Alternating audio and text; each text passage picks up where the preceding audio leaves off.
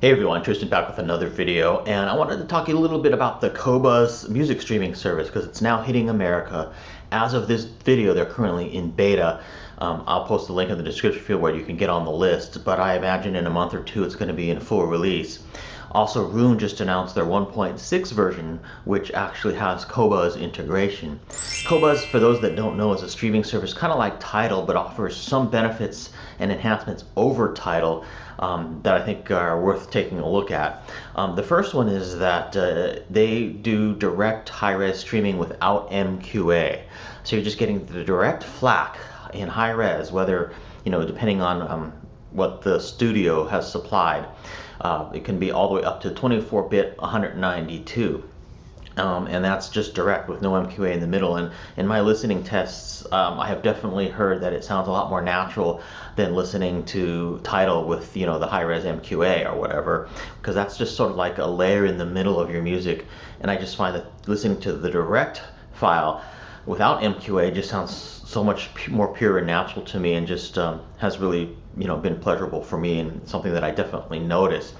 Another benefit is the Qobuz app on iOS, whether you're using it on an iPhone or an iPad, can play high res. So currently the iOS Tidal app can only play up to CD quality 1644.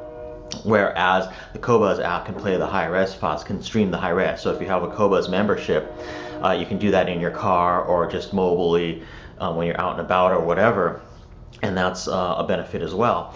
Another benefit is on Qobuz you can actually buy tracks. So if you have, the price to buy tracks will depend on whether or not you have their Sublime membership, and I'll post the memberships here on the screen. But if you have the Sublime membership, you can buy, you can actually purchase albums for, I believe, like $9.95 or about $10, and that's the high-res version of the album. And that file that you're getting is going to be in your choice. You can get a WAV file, an AIFF, or a FLAC.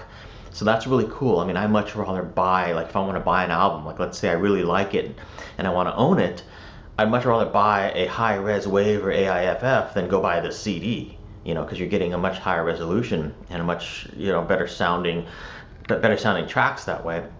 Now, if you're streaming with Qobuz, you're getting a FLAC. So the FLAC file is still compressed. It's not uncompressed, but I think that's perfectly fine for streaming. I mean, for streaming, it makes sense, to have that FLAC file. Again, FLAC is compressed. But it still sounds really good for streaming, although not as good as like a WAV or AIFF that you would actually download and purchase.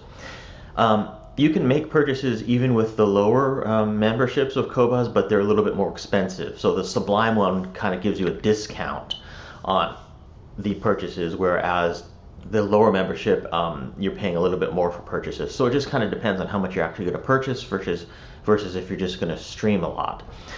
In terms of which one you want to go for. But you can see the prices on the screen. The one that includes high-res streaming is called Studio. That's $24.99 a month, or $249.99 a year. So it's a little bit cheaper if you pay per year. And then the Sublime one is about $300 a year. And then they have lower plans as well. Like if you only want up to CD quality, you can get that for $19.99 a month or $199 a year. And if you want a lower quality membership, that's only $10 a month or $100 a year. So they have different options there. And for those that don't know, I think Qobuz started in France and has been quite popular in Europe, and France and England and other places in Europe, and they're just now making their push or their move to the USA. And I think it's a really good service, and definitely like it a lot better than Tidal. The selection seems about the same. Now you will see some minor differences in terms of selection. There might be some albums that are available on Tidal that aren't available on Qobuz. There might be some albums available on Qobuz that aren't available on Tidal. Likewise, I have found that certain albums are high res on Qobuz, but they're only CD quality on Tidal, and things like that. But for the most part, both services are always expanding their library, and I think artists are jumping in on this because they're kind of seeing the writing on the wall for CDs. I mean, CDs for the last 5 years or so CD sales have been going down as more people stream with like AppleMusic and things like that. But again, AppleMusic is, I think, not even CD quality, right? Or maybe it's only CD quality, so they don't have high res or anything like that.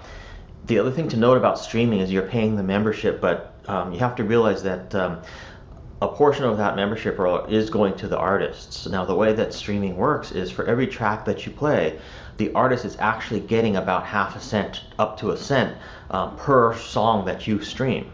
So it is going to the artist. It's not like it's just you're paying like the service and you're just playing unlimited music.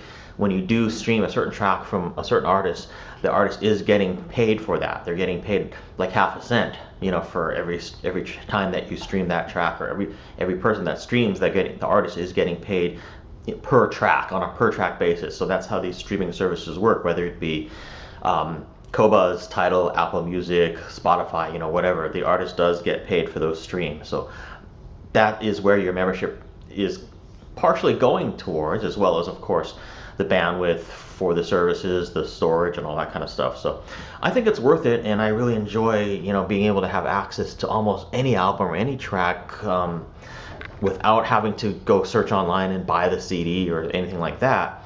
If I hear about a new album or something, I can just plug it in and just start playing it instantly within seconds, and I think that's a really cool freedom.